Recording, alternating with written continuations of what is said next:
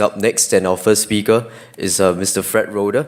He is the Director of Consumer Choice Center and has been working in the field of grassroots activism for over 8 years. He's a health economist and has worked in healthcare reform and markets access in North America, Europe, and several former Soviet republics.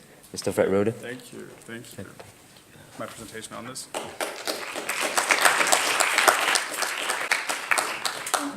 Let's see. It's me. Yes. Okay. You tell me if this is really bad. Okay, I only had one coffee shot this morning, so apologies if I start falling asleep because I only arrived in Singapore at 1:30 and was probably at bed at 2:15.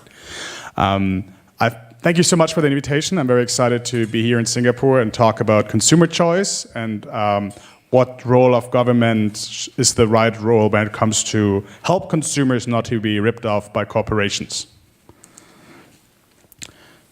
So the typical debate when it comes to consumer protection and consumer regulation is, can I as a consumer trust products and services offered on the market? How do I know that corporations don't poison me or give me inferior quality of goods because they want to minimize the cost of producing goods and maximize the profit?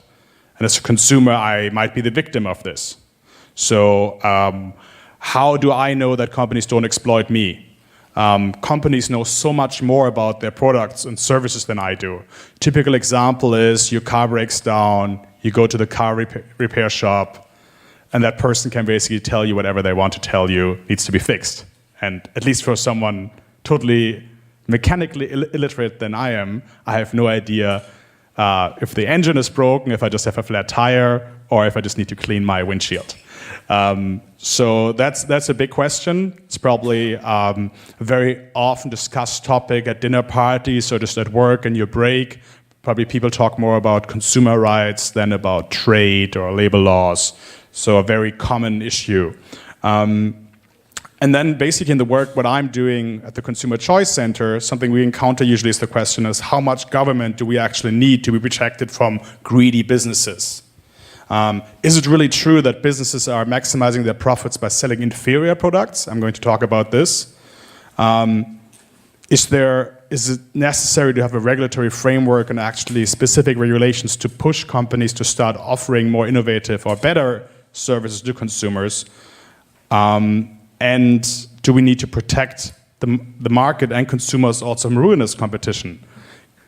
Is it bad if companies offer products at a too low price, where they might even make short-term losses? And should government set the prices for consumers so they cannot be ripped off? So these are all a couple of questions which I would like to discuss in the short time I have. So in the reality, actually, producers in a market economy, such as you have in Singapore, which allows competition and choice for consumers, cannot really afford to rip off consumers. If you rip off your consumers short term, in the long term you run out of consumers.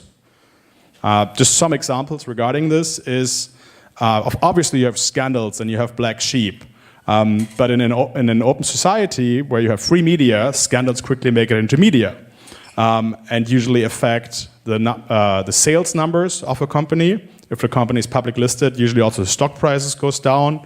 Just some recent examples we had, Volkswagen, one of the largest companies in Germany, where I'm from originally, they've rigged their basically the emission data of their cars. So whenever their cars, the diesel cars certain diesel cars got tested for emissions, a little chip clicked in, the car figured out, okay, I'm being tested now.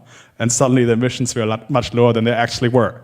So Volkswagen did that in the US and also in Europe. That was basically, they lied and they built in a little cheat software into their diesel cars, so that was on purpose.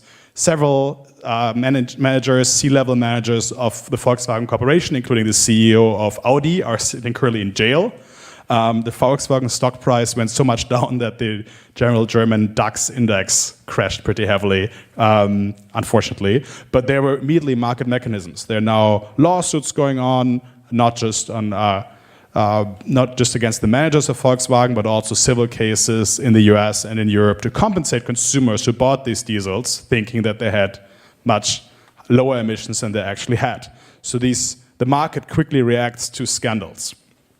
Another example is, you've probably heard about the Facebook Cambridge Analytica scandal, where Facebook apparently shared some information with companies they were not supposed to share. Maybe they were allowed to, it's still not really clear.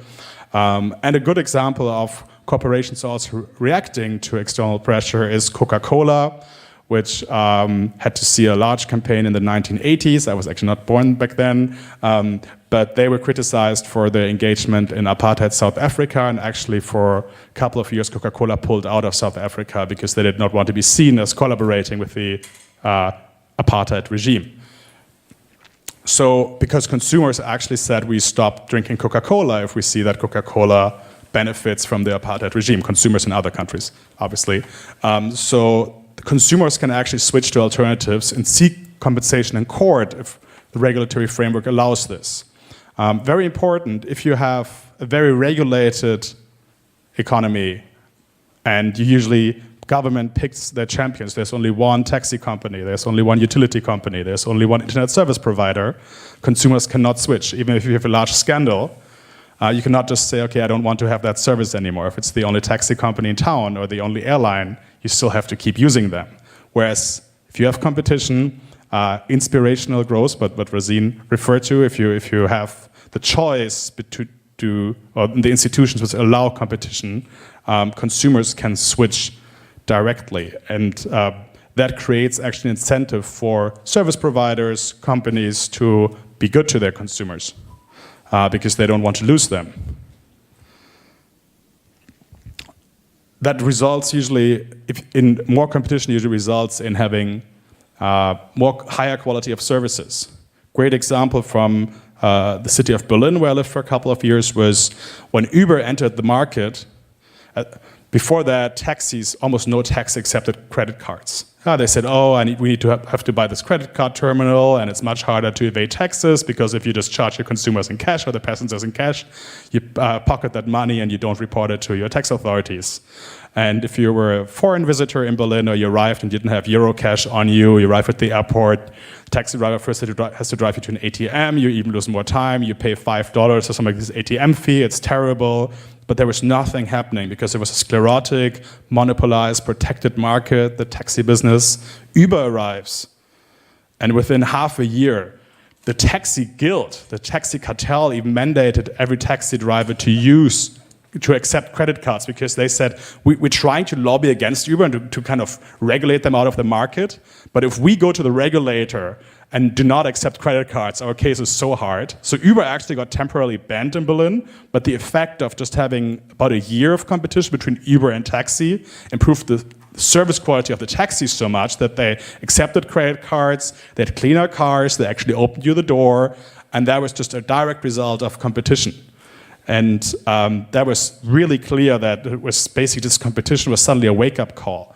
Another example from my home country, Germany, actually, is that when there used to be a law against buses, long-distance buses connecting different cities. It was in order to protect the national railways. There were only very, very few connections from one city to another which were allowed to be provided by buses, and these were where you didn't have direct rail connection. And these buses usually were operated by the national railways as well. So this arcane law at some point, I don't know, 4 or 5 years ago, got abolished, and these buses started offering free Wi-Fi on their buses. Unheard of in the national railway. So the #1 goal for the CEO of the national railway, his mandate was, you have to introduce Wi-Fi on our trains. Which is interesting, as a transport company's main key performance indicator for a year or 2 years was actually just to introduce Wi-Fi, because they had to compete with these buses suddenly having Wi-Fi. So it's just like, again, competition doesn't just offer a new, better alternative, but it also improves usually the existing services on the market. And another example is if you have more competition in retail, usually the opening times improve. Great example, I mean, many people hate Amazon. I do not understand how alive before Amazon was possible. I recently moved into a new apartment, had to buy lots of new things. It was over a public holiday. Amazon delivered 5 times a day, also on the Sunday. Their delivery times are just 20 times faster than original shipping companies or online retailers. I mean, they have just perfectionized logistics, consumer-friendly logistics. And I mean, they're now working on drone deliveries, which is going to be like 24/7 deliveries of fresh goods, consumer electronics. It's just fantastic. And that happened because they started challenging the existing online retailers and general retailers in different markets, and not just in consumer electronics and books, where they're originally from, but also in fresh food. So now looking at what does consumer choice and a liberal regulatory framework actually mean for economic growth, because I've been asked also to talk about the impacts of this on economic growth. A couple of new economies I'm especially working on is the sharing economy, for instance, things like ride sharing. I used a Grab this morning to get to this conference, fantastically cheap. I think I paid $5 for a 15-minute ride. There are better ways of utilizing unused apartments, such as Airbnb, which is like a revolution for many people to travel, to save money, and also for people who travel a lot to actually rent out their apartment for some time. So there's been recently, and if you look at this, these are mainly services offered at a municipal level. Lots of multinational companies offering this, but their main regulatory counterpart are municipalities who want to protect something. Either the local hotel lobby wants to be protected from this fierce competition of Airbnb, or the taxi lobbies usually want to be protected from Uber or Grab. Here, I think Uber sold their Southeast Asian business to Grab. And this is often usually just these reflexes to protect your own market is because there's a special interest group which has been very unwilling to adapt to competition. They don't like competition, and they want their market to be protected. I mean, at the end of the day, it's protectionism. It's not about by introducing a special tax or a tariff. I mean, sometimes there's a special Airbnb tax, but it's mainly about just keeping the newcomers out of the market. And the only ones who benefit from this protectionism is the special vested interest, which has been there before. Consumers usually benefit from competition. So there was recently a very conservative estimate on how the European Union's economy, this GDP, would be affected by liberalizing and allowing as much sharing economy as possible. And those numbers are between 2 and 5% of GDP. That's like basically a one-time growth we would get, which, given very low growth numbers in Europe, would be nice. If you look at trade in general, world trade has increased by an average of 7% every year since 1945, which is one of the main drivers and significant drivers of global economic growth. If you look at liberalization in usually very protected industries such as the agriculture industry, New Zealand had a very planned agricultural system till the 1980s. They liberalized it very much, cut all subsidies or most subsidies, and opened up their markets for foreign imports. And New Zealand's dairy exports account to about 1/3 of the global dairy exports. Small country, Rosine showed the map, I mean it's somewhere down there. But basically all of China is just eats and drinks on New Zealand dairy. New Zealand was the first Western country or developed country which had a free trade agreement with China, I believe. And that was actually, they could only become that competitive because they opened up themselves to competition. You can see similar developments in telecommunications. In Australia, a massive liberalization of the logistics market helped Australia to compete for especially shipping and logistics, which increased, actually, which led to an 8% net increase in demand for skilled and unskilled labor in Australia. The Philippines became actually attractive for global IT outsourcing because they had big reforms of their telecommunications and IT market, which actually allowed to faster internet speeds. So that's something you need as an outsourcing hub. Not saying that the telco market in the Philippines is perfect, but just some gradual reforms actually led to be attractive and have now over 1 million people working in IT outsourcing services in the Philippines. And a great example where this region is actually one of the leading regions in the world is the liberalization of the airline industry in Southeast Asia, so especially in ASEAN, removed protection restrictions of carriers providing service between two cities in 2008. So a Singaporean carrier could offer flights from Bangkok to Kuala Lumpur, for instance, and without routing it through Singapore. That's almost impossible in most parts of the world.